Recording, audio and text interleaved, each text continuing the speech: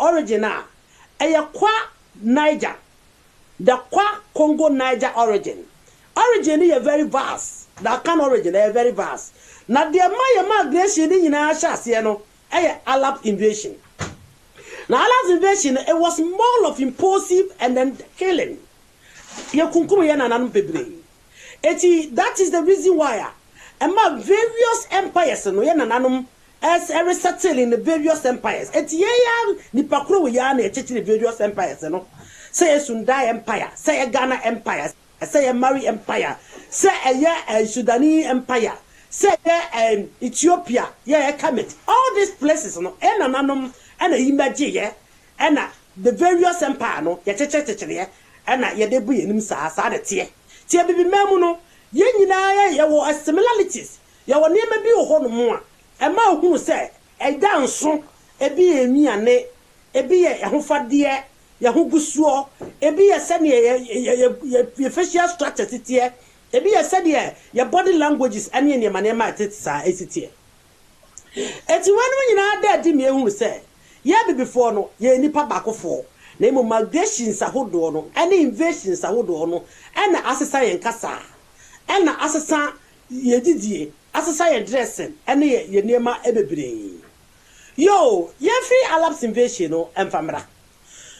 Arabs invasion if you honor, because of say, yea, Yankrophobia, we are the first people, ye can't dear had a kingdom no. Yea, they establish kingdoms. Even in the Bible, you will see. So the first king they actually had in Israel was Saul. Saul was a black man. None of them was a white man. Like it has been designed to showcase to you. Saul was a black man. And it is so nobody can buy your henny. It's a henny from before me buy. So, ye ne ya comfort, ye from or comfort, a comfort. Ye no woman, ye do one car, a henny, any city, and a henny maybe before. And it is your monarch limono. Every monarch deal with slaves. Monarchy bia will deal with slaves. It's various monarch and quarter humanity. Sub-Sahara within the Sub-Sahara before the European invasion, there was Sub-Sahara slave trading.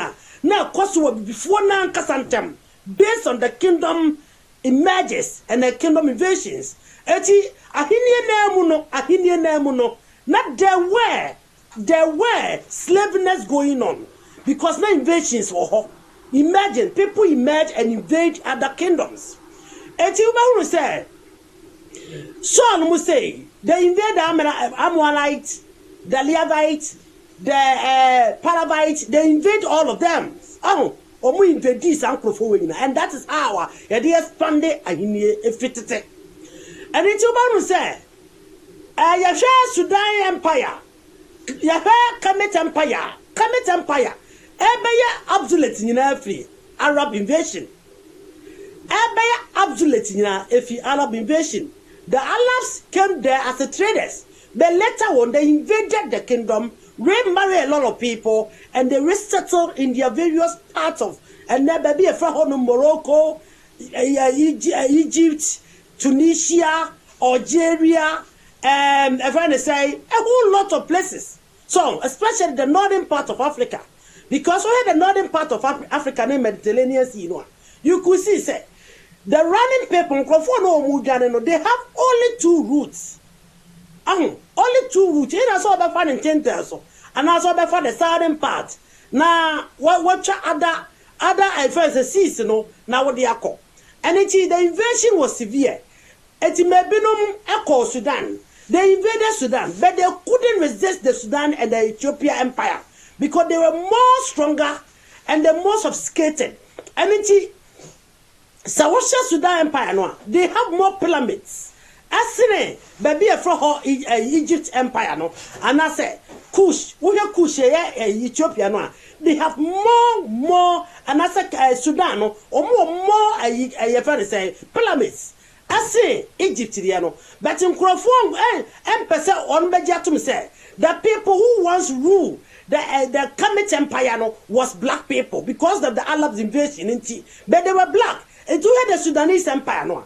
Or moon pyramid will evidently tell you, say, and Crawford, we are to for.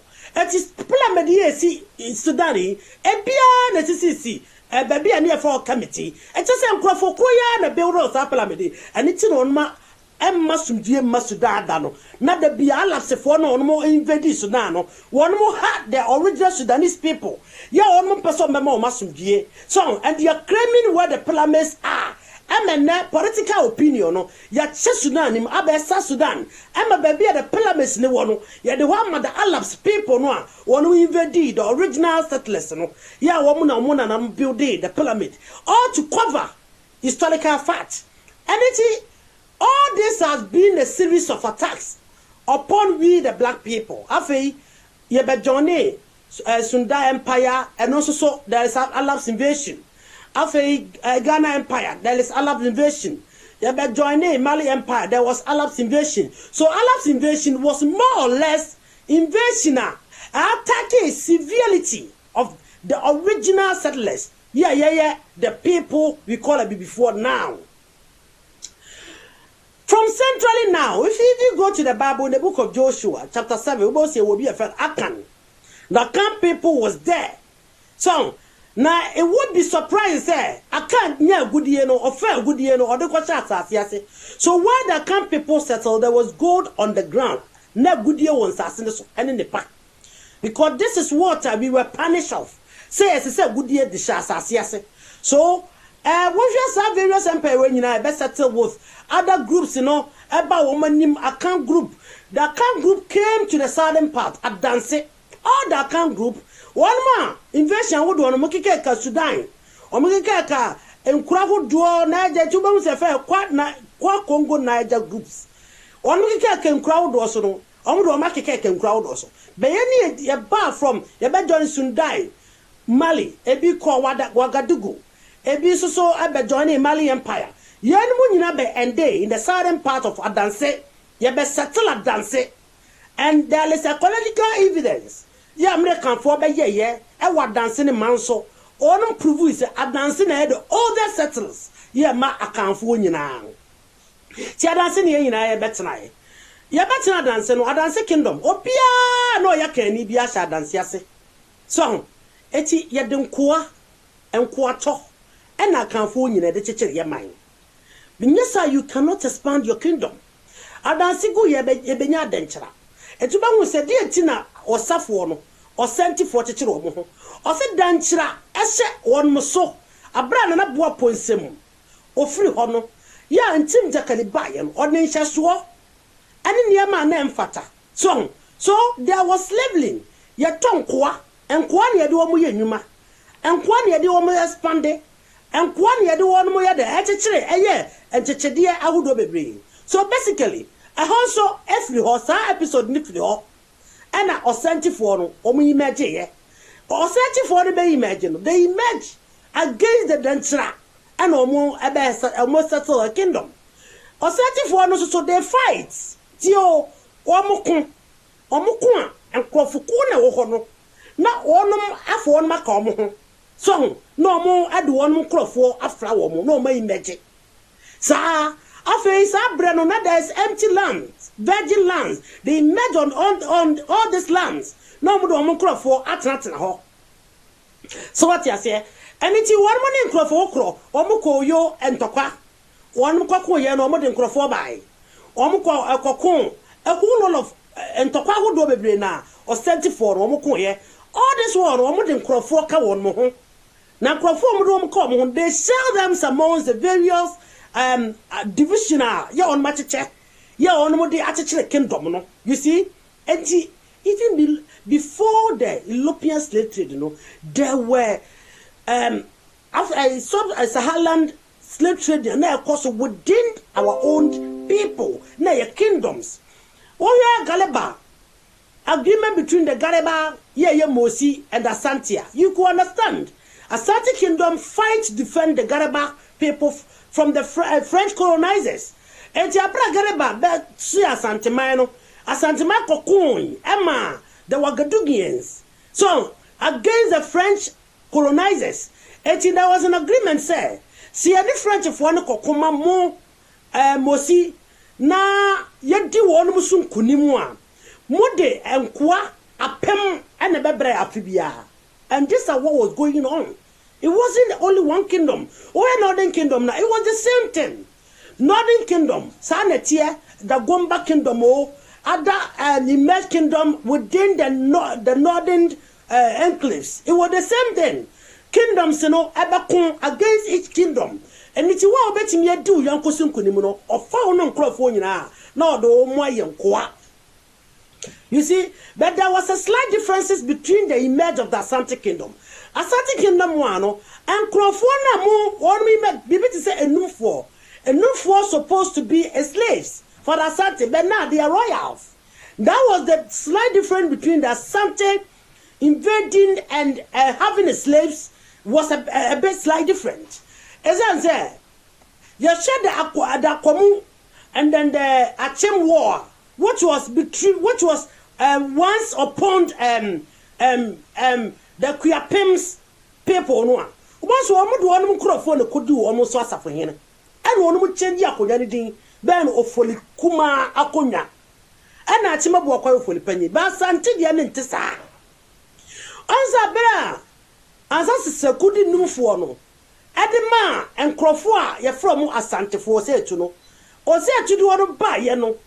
Ya was said to Adon Bacon, Nakon, any other, no. He did not leave them as slaves.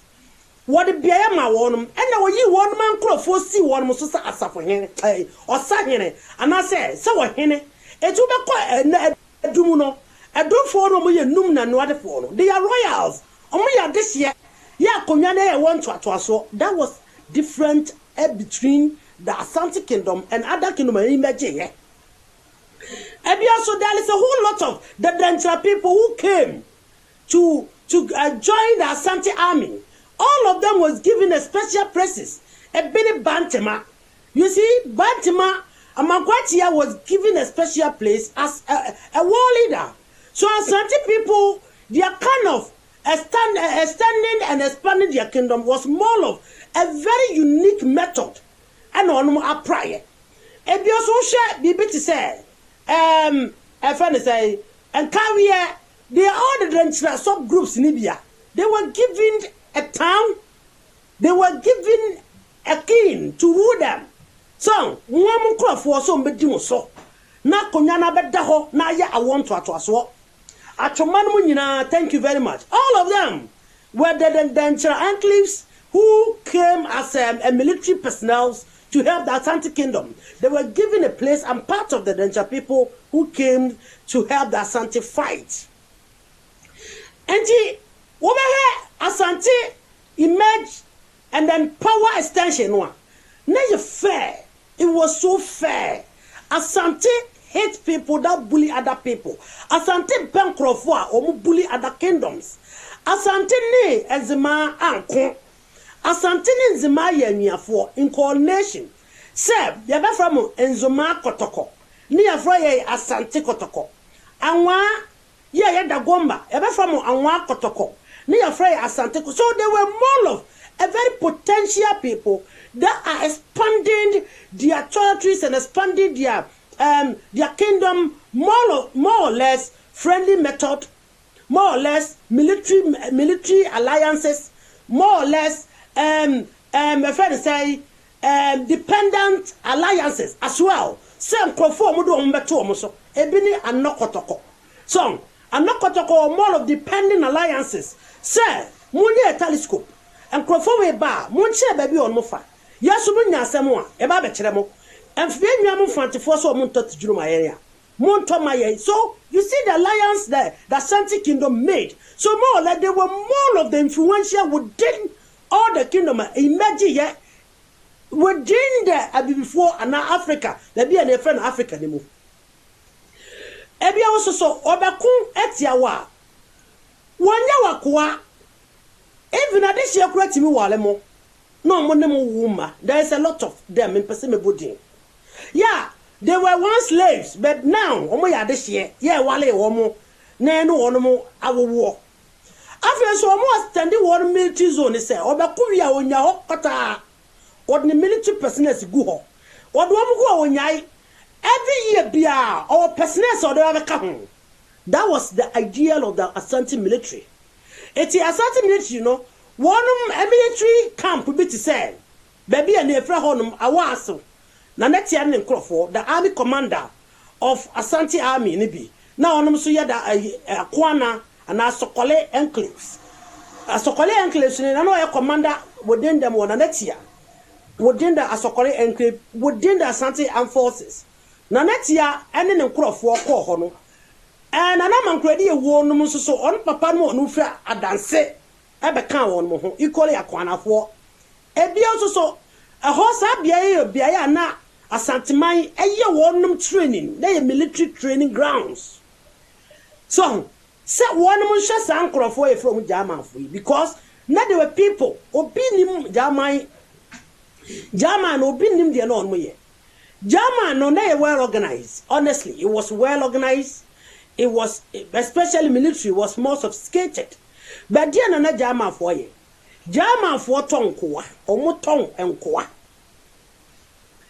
German for a tongue enkoa.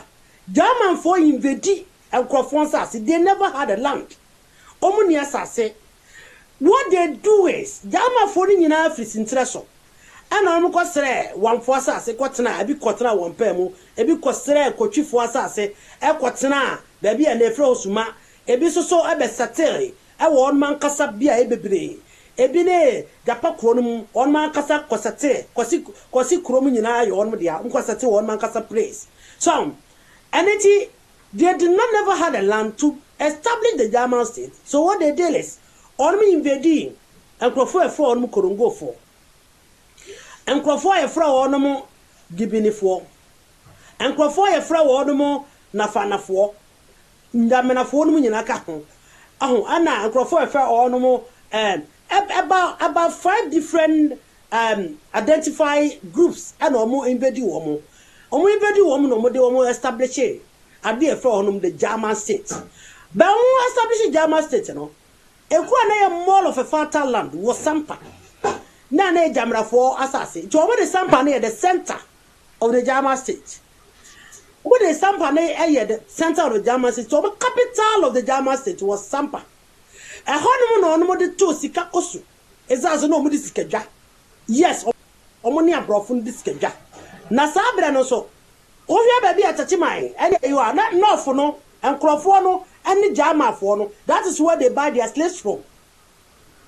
The German state hono, yeah, the center of Sampa hono, almost the Hobbit too, and Quato, a Jedibia, a slave center, baby a tonquoa, baby a toe and qua. So you see, and it's one more tonquoa no ha, and quite be a toe free, north, near that toe on with German states. Now that group will swab a toe, and I say a toe be a toe on free German states, near the one call other groups. It's a German state and a near tongue, and this is what they do.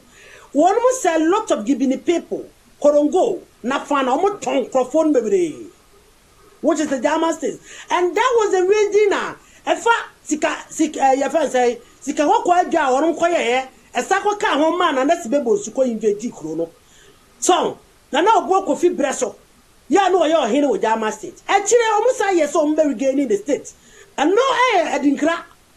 Koja din krableso ana no so na na pokwa na invade obuokofi ana na sibebo so invade oyi ja medin kra because this is what they are doing, trading with human lives. Omoto ankoa omoto wonu free sarega no omodo o maba ho ana say free ho e de kosarega. So that was the trade routes, Salaga and the German routes. That was what was going on.